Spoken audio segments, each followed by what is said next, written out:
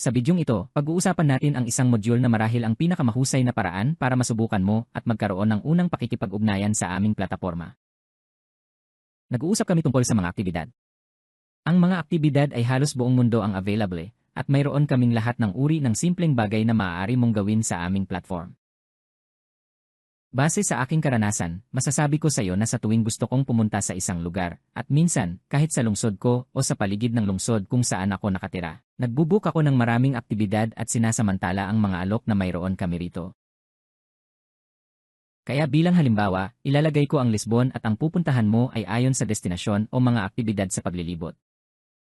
Mas makabubuti para sa iyo na pumunta ayon sa destinasyon at pagkatapos ay i-filter ang destinasyong gusto mo.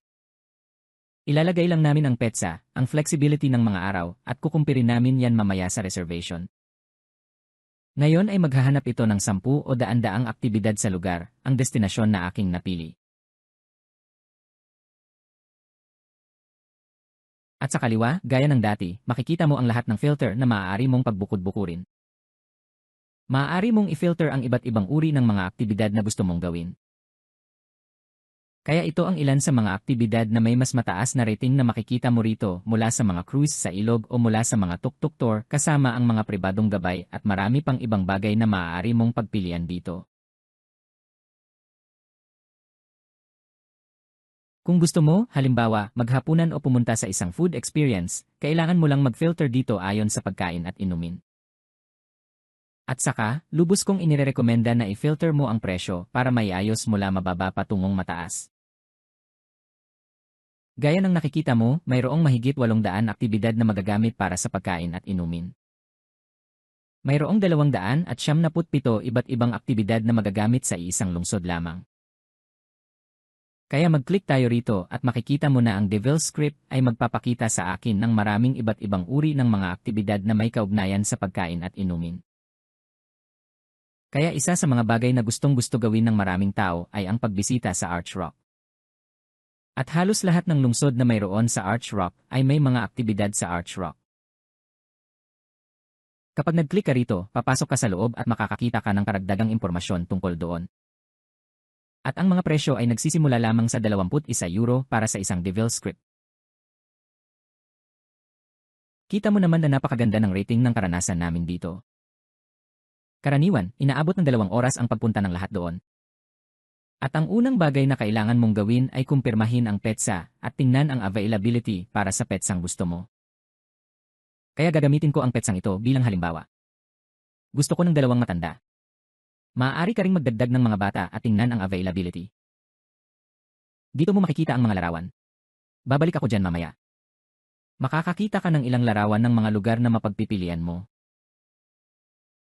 Narito ang impormasyon. Kaya may prioridad kang upuan. Halimbawa, pagdating mo sa Arch Rock, magkakaroon ka ng upuan. May sarili kang mesa na nakalaan para sa iyo at mayroon kang diamond menu o gold menu at ang mga menu na yon ay ipinaliwanag dito. Kaya ano ang mga plato na maaari mong piliin para sa iyong menu? Kaya kapag umakyat ka na, gaya ng nakikita mo rin, kung gusto mo para sa ika-19 ng Disyembre, tumawag ka bilang halimbawa na pinili ko, kung gusto mong magkaroon ng gold menu, pwede kang mag-book ng 12, 13, 14 na o ano paman. At ito ay presyo para sa 2 tao. Isipin mo na lang na pwede tayong pumunta rito, mag-book ng tanghalian natin sa Hard Rock at gamitin ang ating loyalty points para makakuha pa ng mas marami. O kung mayroon kang sapat na credits, maaari kang pumunta doon at kumain ng libre. Gayon din, kakailanganin mong mag-book sa pangalan ng isang tao. Huwag kalimutang piliin kung sino ang taong maglalagay ng reserbasyon sa kanyang pangalan at tanggapin ang mga tuntunin at kondisyon. Makakatanggap ka ng voucher ng reservation sa iyong email at maaari mong ipakita ang voucher na yon pagdating mo sa Hard Rock. Makikita mo rin sa voucher na yon ang numero ng telepono kung gusto mong makipag-ugnayan. Ipinapaliwanag ko ito bilang isang halimbawa ng Hard Rock, ngunit ganito ito gumagana para sa lahat ng uri ng aktibidad na nasa isip natin. At halimbawa, isipin mong gusto mong pumunta sa Dubai.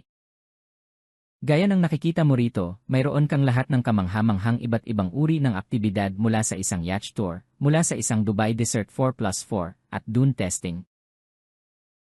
Alam mo, pwede kang sumakay gamit ang quad bike mo, pwede mong gawin ang lahat dito. Pumili pa nga ng laktawan ng pila, kahit papaano ay may tiket para makapunta sa itaas. Kaya gaya ng nakikita mo, magkakaroon ka ng kahanga-hangang karanasan na mapipili mo sila rito at mas masisiyahan sa iyong lungsod. Ngunit syempre, sa mga lugar na iyong bibisitahin.